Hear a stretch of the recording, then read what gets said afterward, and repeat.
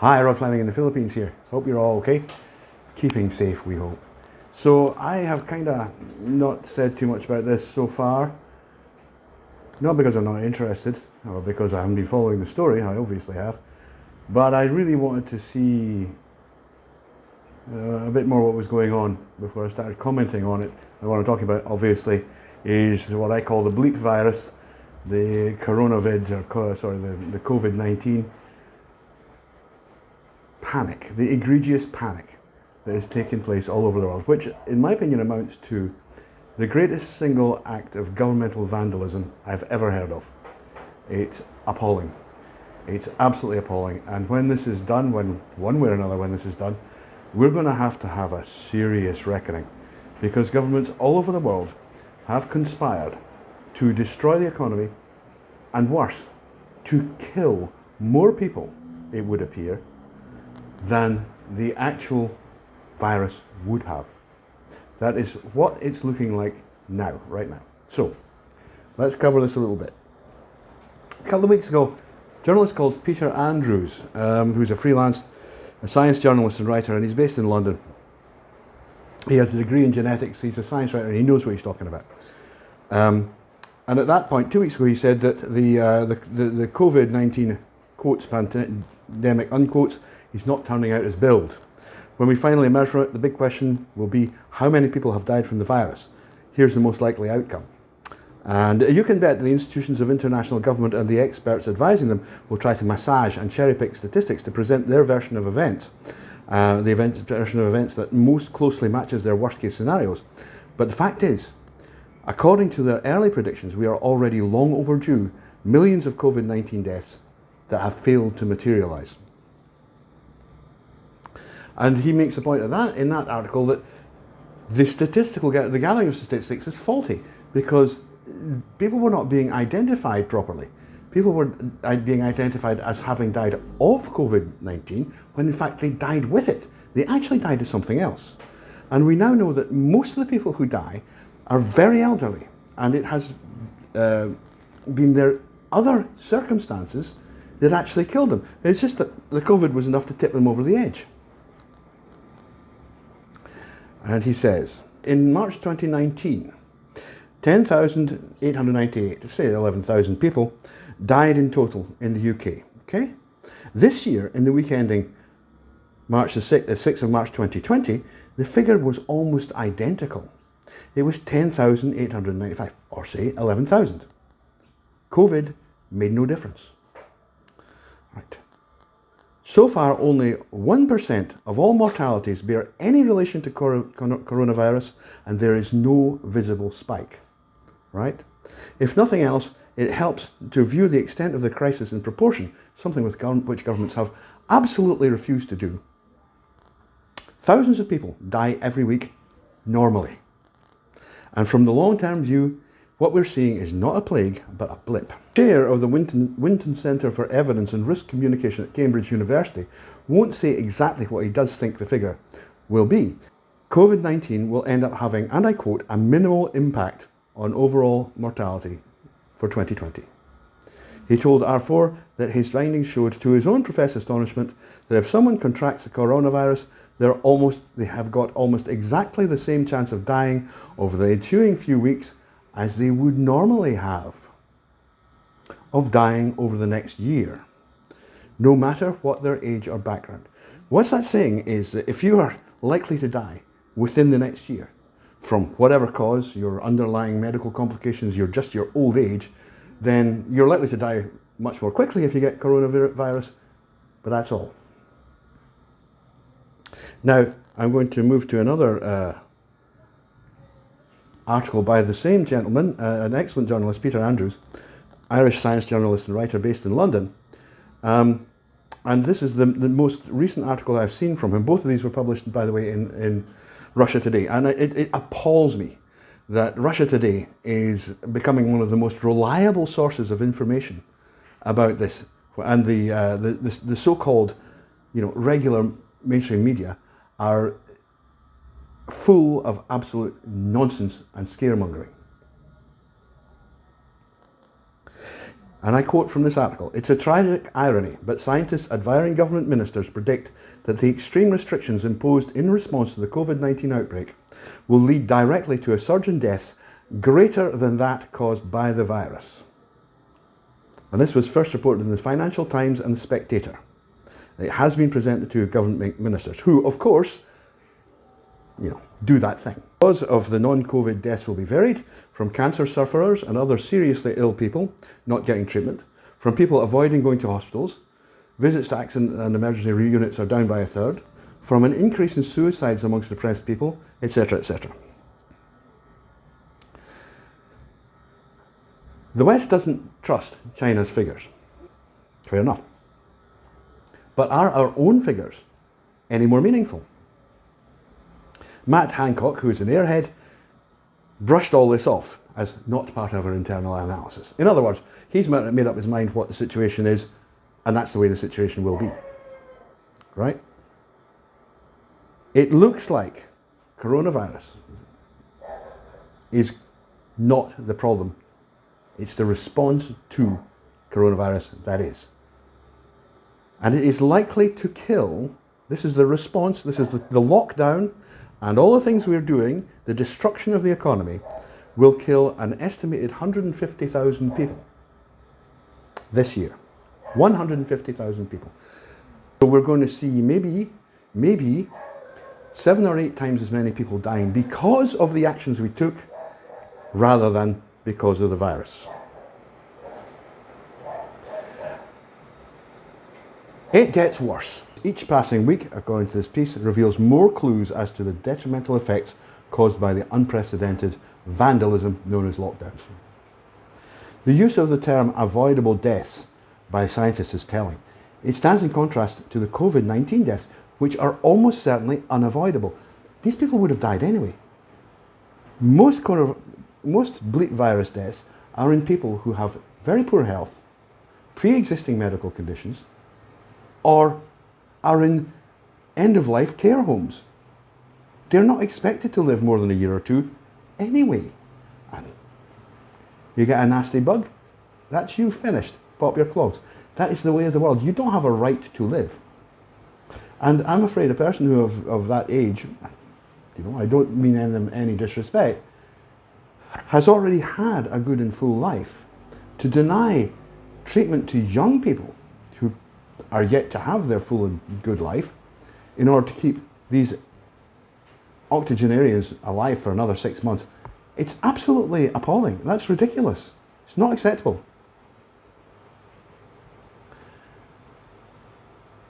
Matt Hancock, the bright one, is now saying that he's worried a lot about the public health risks of insisting that people stay at home. Yeah, I'll bet he is. He's trying to flannel his way out of it already. Now, in another piece, this time published in the Daily Mail, on the 6th of April, the Daily Mail used to be one of the foremost newspapers in the United Kingdom. It had a reputation for, while being rather right-wing, well, quite a lot right-wing actually, of being an extremely tight newspaper. You know, they worked at getting news right. That was a characteristic of the British media when I was part of it. We prided ourselves in getting it right and doing good journalism. That's absolutely gone by the board. You don't see it anymore. That's just what happens when you get social media, I suppose. Anyway, he says PM's virus advisor, that's Prime Minister's virus advisor, warns Britain might still need to adopt herd immunity in its fight against coronavirus, as lockdown measures have painted the country into a corner. Now, herd immunity, which is where you basically let everybody get the virus and so that they all develop some immunity, was talked about way back in February. And the reaction of the media was such that it was taken right off the table straight away. The media being basically incompetent. And the government being basically cavilling, gave in to the media and also to the WHO. We'll come to them. Professor Graham Medley the government's chief pandemic modeler, this is the heed, you know, said the only viable path through the health emergency would be to let people become infected so they are no longer vulnerable. That's what he's saying now.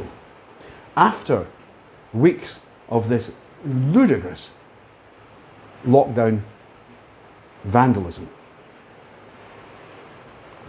He warned that the current restrictions would not steer the country out of the pandemic, only prevent a short-term spread, but would bring the economy to its knees. Now, anybody who had any common sense at all knew that all we were doing was delaying things. If you're going to get it, you're going to get it.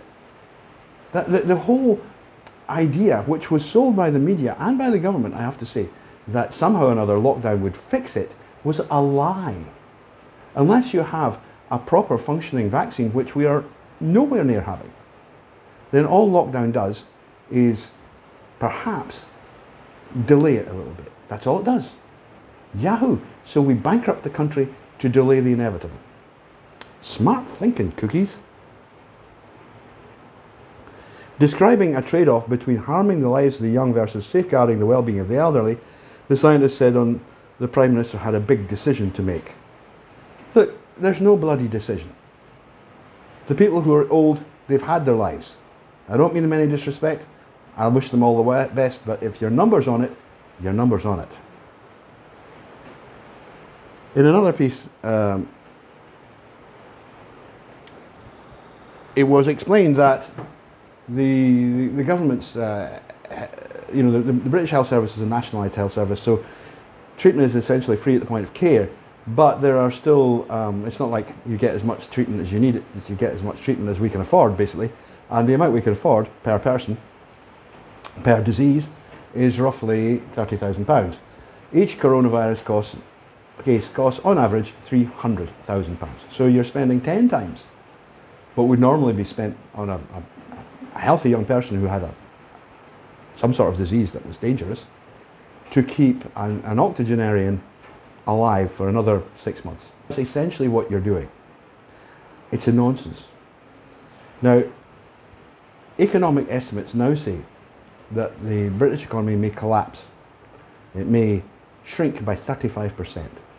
You know, that's back to the workhouses. That's the 19th century. That's where you're going. That's where this lunacy is taking you. All because you got scared by a bunch of cheap pseudo-journalists who do not understand what they're doing and who lack the training to know any better. Led by mawkish troublemakers. People like Piers Morgan. Panic-mongering yellow journalists, the lot. Don't listen to anything they say, not anything. So, even worse, we've given our police, our British police, used to have a reputation, you know, they don't have a reputation anymore. Everybody knows what the British police are like. The British police make the law up as they go along because they don't know it, they're not smart enough. And that's what they've been doing. They were given certain powers, excessive powers, because of COVID or bleep virus. And what do? They gold plate them. They tell people that you can't be in your own garden. There's no law against that. It says you can't go to the shop to buy essentials and at the same time buy non-essentials. There's no law against that. All of this is complete lies. And they have already been chastised several times by senior members of the judiciary and government ministers. And are they stopping? No, of course, because Plod isn't smart enough. He isn't smart enough. And what, you know what's going to happen when they come to the moment when we say, oh, you're okay, fine, it's all over now, we're going to have to take those powers back. They're going, oh, no, let's not do that. Let's just keep the powers. We promise we won't use them. We'll be very discreet. We'll use our discretion. That's what they'll do. You can bet your bottom dollar that's what they'll do. That the various police commissioners and chief constables will be saying in public that it's better to keep the powers because then we can respond quickly to a future issue. You know, we don't have to put a bill through Parliament, even an emergency one which takes like an afternoon. They'll be there and we can just use them whenever we like, which is exactly what they will do. In the name of saving a few elderly people, that's who are going to live another 6 months, 2 years, maybe. Not only have we ruined, bankrupted the country, we have destroyed the state of freedom that Britain was so proud to have. All that stuff, remember? About the Magna Carta and all that stuff? You threw it out the bloody window. It's gone. You gave the police more power than the Stasi had in East Germany. They can drag people off the street, fine them and arrest and fine them for simply walking down the road. It's an absolute nonsense. People have been prevented, it's just actually lifted today, people were prevented from going to the funerals of their own relatives. Think about this. Think about this monstrosity. These monstrous evils that have been perpetrated on ordinary people by this outrageous, ludicrous government. And listen, it's not just the Tories. It's not just the Tories. You know, I thought Boris did a great job in getting Britain out of the EU, which was great, you know, at least bring the lawmaking home. But he's betrayed that trust now. And on the other side, you've got the cavilling, simpering Labour Party who just signed up and went along with it. Absolutely appalling. There's not one of them worth a tenth of the salary they're getting. They're all incompetent, useless jerks. And yet there they are, ruining the country when they should be running it. This is unquestionably, the most egregious act of vandalism I have ever heard a government inflicting on its own people, ever. And we are going to have to ensure that it can never, ever happen again. I don't know how we're going to do that. But personally, I think one way will be, we will have to get rid of the political parties system that we have at the moment. They're too cosy, and their ideas are all wrong. The very first reaction to this entire panic, because it's not really a pandemic, it's just a panic, should have been, how do we protect the economy? Now, just finally, I want to look at a couple of wee things. Donald Trump has said he's not going to pay the WHO anymore, and I think it's a bloody good thing. I think Britain shouldn't pay them either. They have shown themselves to be effectively a tool of China, and we cannot continue to support this ridiculous organisation. But it gets worse. Consider for a moment, who have you not heard complaining over the last few weeks? Who's shut up? Who's gone quiet? Well, I'll tell you who it is. It's the greenists and the tree huggers, the SJWs and the environment movement. You know why? Because they're getting exactly what they wanted. They're getting the destruction of the Western economy, the global economy. That's what they want. And if it causes millions of people to starve, billions of people to starve, they don't care, because that's what they want. So they're being quiet now because it's couldn't be better, could it? And we're going to have a word with them too once this is all over.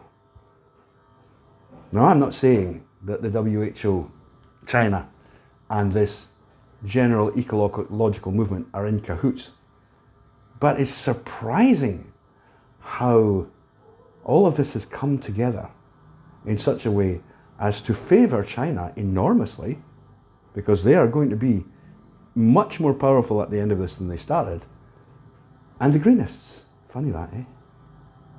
Anyway, that's enough of that one. I'll do more if you like. I find YouTube, look, financially it's not worth it. It just isn't worth it. I mean, you know, I literally make no money from YouTube, and I'm considering demonetizing all my videos so that, you know, quite frankly, I make so little of it. I resent giving YouTube the opportunity to make money off my work. So we're going to have to look at that. But I will keep making videos. In the meantime, take care of yourselves. Have a beer, have some fun. Invite your friends around, have a barbecue. Goodness sake. This is all a chimera. That's what it is. It's just a chimera.